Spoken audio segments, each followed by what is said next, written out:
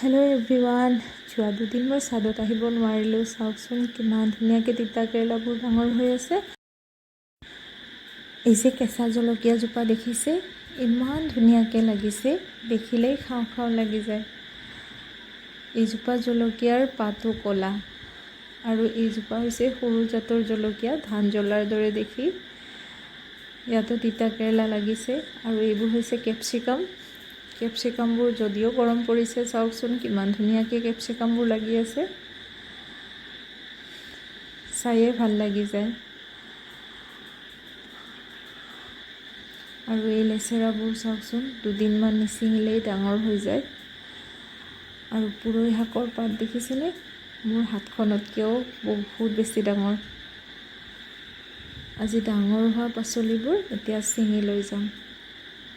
তলত তিতা কেৰেলা লগাইছিলোঁ, তিতা কেৰেলাবোৰ একেবাৰে সৰু জাতৰ আছিল, মোৰ ইমান ভাল লগা নাছিল।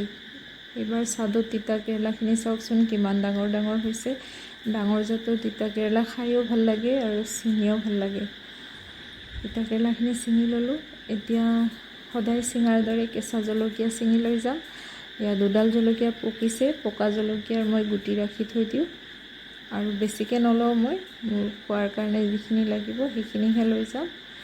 আৰু ইয়াত ডাঙৰ হোৱা লেচেৰাবোৰ ছিঙি ল'লোঁ, কাৰণ এইবোৰ নিছিঙিলে এইবোৰ ফোপোলা হৈ যাব, তেতিয়া খাবলৈ ভাল নালাগিব।